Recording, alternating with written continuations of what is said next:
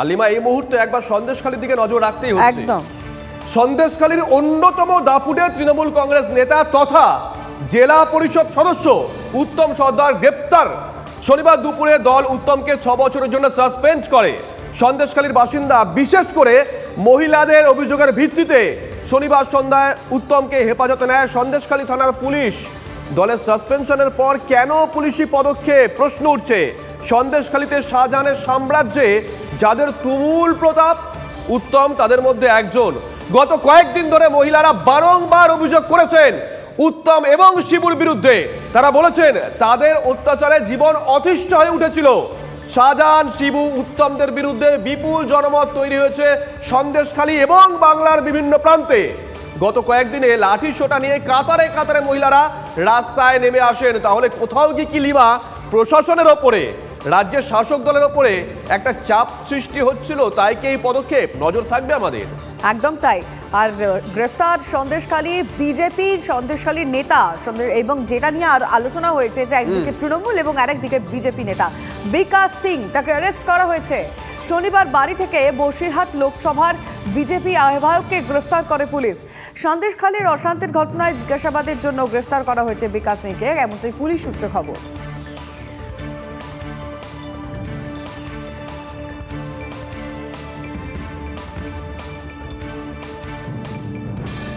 উত্তম সর্দার, lima, তাকে তো police গ্রেপ্তার করেছে, তবে শুধু উত্তমের গ্রেপ্তারিতেই কিন্তু শেষ নয়। শিবু, শাহজাহানের কঠোরতম শাস্তির দাবি করছেন সন্দেশখালীর মানুষ। জমি আন্দোলন দাঁড়া বাজছে গোটা সন্দেশখালী জুড়ে। জেলিয়াখালী তার জ্বলন্ত প্রমাণ। একদম তাই। খুলনা, মণিপুর, কোড়াকাবাটি, দুর্গামণ্ডপ অঞ্চলেও আন্দোলনের জমি কিন্তু প্রস্তুত রয়েছে। আর সেখানকার কি অবস্থা এই মুহূর্তে দাঁড়িয়ে, কিন্তু সেখানকার মানুষ কি বলছে সেটা বরং আগে একবার শুনি। ওর মানে চিহ্নটা আমরা চাই না, ছায়া দেখতে চাই না ওর। ও যা করেছে সন্দেশখালী বলে কি এলাকায় যেন না দেখতে পাই ওকে। হ্যাঁ, ওরা যা করেছে, ঘরে মেয়ে ছেলে বউ ঝিকে টেনে নিয়ে মারধর, বাচ্চাদেরকে মারধর করা, রাত 12টা নেই, 1টা নেই, 2টো নেই, বৌজিকে নিয়ে গিয়ে মিটিং করা, করা, ওকে পাহারা দেওয়া কিসের জন্য হবে? শিবু হাজরা ওকে পাঠিয়ে দেয়, ও এসে নিয়ে যায়, ওর চেলারা এসে নিয়ে যায়। শিবু হাজরা ওর মানে মাথা, তার মাথা হচ্ছে কি শাহজাহানকে তো এখনো গ্রেপ্তার হয়নি। আর এরা একদম পেয়ে বসেছে, শিবু হচ্ছে একদম পেয়ে বসেছে। হ্যাঁ, জব কার্ডেরও টাকা পাইনি। এই যে আমরা এত বয়স হয়েছে, জব কার্ডেরও টাকা পাইনি, কোনো ভাতা টাকাও পাইনি এখনো। ওরা আমাদেরকে জব কার্ডে কাজ করেছি, টাকা সব ওরা নিয়ে চলে গেছে। উত্তম নিয়ে আবার শিবু হাজরাকে দিয়েছে। আচ্ছা, রাত 11টার সময় এসে বাড়ির মেয়েরা যাবে ডিউটি করতে রাস্তায়, বেটা ছেলেরা বাড়ি শুয়ে থাকবে। মমতা আসুক না, যে কি অত্যাচার হচ্ছে ও চোখে দেখে যাক।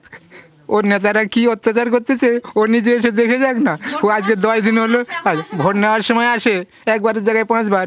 এখন জনগণের উপরে এত ওর নেতারা অত্যাচার করছে, একবারেও দেখতে আসছে না কেন আজ 10 দিনের মধ্যে?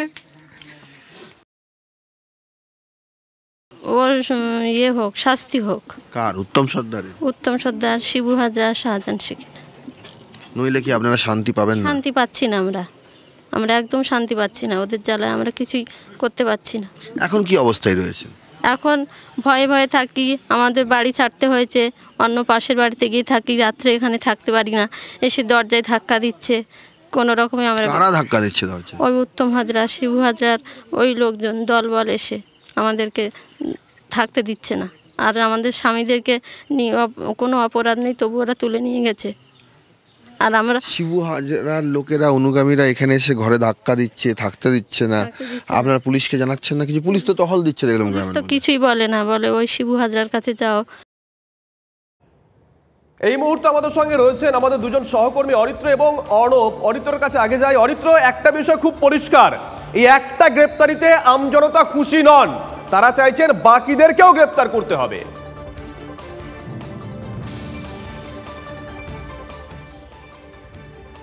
আর দেখো শুভজিৎ, খুব তাৎপর্যপূর্ণভাবে একটা পট পরিবর্তন দেখা গেল সন্দেশখালীতে গতকাল।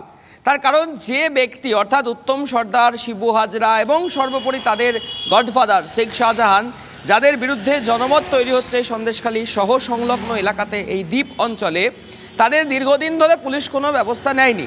কিন্তু খুব কাকতালীয়ভাবে, ঘটনাটা কাকতালীয়ই, তার কারণ সকালে যেখানে উত্তম সর্দারকে দল থেকে বহিষ্কার করে দেওয়া হলো, ঠিক তার কিছু সময় পরেই 4 ঘন্টা 5 ঘন্টার মধ্যেই তাকে পুলিশ ধরে ফেললো, অর্থাৎ পুলিশের জালে সে চলে এলো।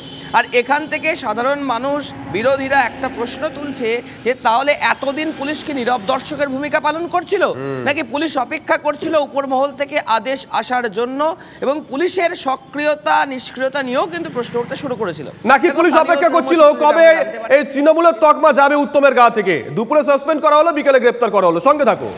তবে একের পর এক গ্রেফতারি, বাড়ি বাড়ি তল্লাশি অভিযান। বিরোধীরা এখন বলতে শুরু করেছে যে দ্বিতীয় নন্দীগ্রাম হতে চলেছে সন্দেশখালী, আর সেই নন্দীগ্রাম হওয়া আটকাতেই কি পাল্টা কৌশল শাসকের।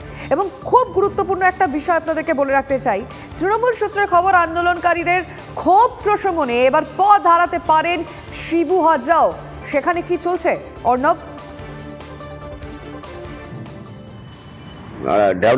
একেবারেই প্রথমেই তোমাকে যে কথাটা বলবো, যে একটা যে নাটক চলছে এই মুহূর্তে রাজ্য প্রশাসন, যেটা বিরোধীরা বারবার অভিযোগ করছিল, যে শিবু হাজরা এবং উত্তম সর্দার, যারা দিনের পর দিন শেখ শাহজাহানের নেতৃত্বে ওই সন্দেশখালী এলাকায় সাধারণ গরিব মানুষদের অত্যাচার করেছে, তাদের জমি কেড়ে নিয়েছে এবং পাশাপাশি মহিলাদের সঙ্গে অভব্য আচরণ করেছে। গতকাল যখন এই তৃণমূল কংগ্রেসের নেতা অর্থাৎ মন্ত্রী, রাজ্যে গুরুত্বপূর্ণ ক্যাবিনেট মিনিস্টার পার্থ ভৌমিক, তিনি যখন বললেন দল সাসপেন্ড করছে মুখ্যমন্ত্রীর নির্দেশে, ঠিক তারপরেই কিন্তু এই উত্তম সর্দার কিন্তু গ্রেপ্তার হলো। ঠিক এই অভিযোগটাই এখান থেকে করেছিল যে সাধারণ মানুষ, যে পুলিশের জিম্মাতেই কিন্তু জামাই আদরে রয়েছে এই উত্তম সর্দার এবং শিবু হাজরা, শেখ শাহজাহানরা। সুতরাং বারবার বিরোধীরা অভিযোগ করছিল যে এই নিরাপদ সর্দার বিকাশ সিং, যে কথা অত্যন্ত তাৎপর্যপূর্ণ, যে বিকাশ সিং একজন আদিবাসী, যারা সেই বিকাশ সিং কিন্তু কালকে গ্রেপ্তার হয়েছে এবং সেই পরিপ্রেক্ষিতে আজকে বসিরহাট শহরে পথ অবরুদ্ধ করে বিক্ষোভ দেখানো হবে কিছুক্ষণ পরে, এমনও সূত্র মারফত আমাদের কাছে খবর। কিন্তু সব থেকে বড় জিনিস, বিকাশ সিংকে কেন গ্রেপ্তার করা হলো সেই জিনিসটা নিয়ে আলোচনা চলবে, তোমাদের সঙ্গে অবশ্যই কথা বলবো। তবে এই বিষয়ে শুভেন্দু অধিকারী, সুজন চক্রবর্তী কি বলছেন তাদের কি, এবং কুণাল ঘোষ কি বলছেন শুনবো। ওকে অ্যারেস্ট করতে হবে না, জনগণই অ্যারেস্ট করে দেবে। এদের একমাত্র ওষুধ হচ্ছে জনগণ। 11-র আগে নন্দীগ্রাম, আর এখন হচ্ছে সন্দেশখালী। মাতৃশক্তিকে দেখেছেন তো, এই মাতৃশক্তি 500,000-এ মমতার পক্ষে যাওয়ার লোক নয়। শাসক দল এবং পুলিশকে ধন্যবাদ দিন। বাম জমানায় নন্দীগ্রাম বা বাম জমানায় একের পর এক জায়গা, সেখানে যা পুলিশের ভূমিকা থাকতো, ট্রিগার হ্যাপি পুলিশ, গণতান্ত্রিক আন্দোলনে প্রথমেই গুলি চালিয়ে দিত, সিপিএম ক্যাডাররা বন্দুক নিয়ে তাণ্ডব করত।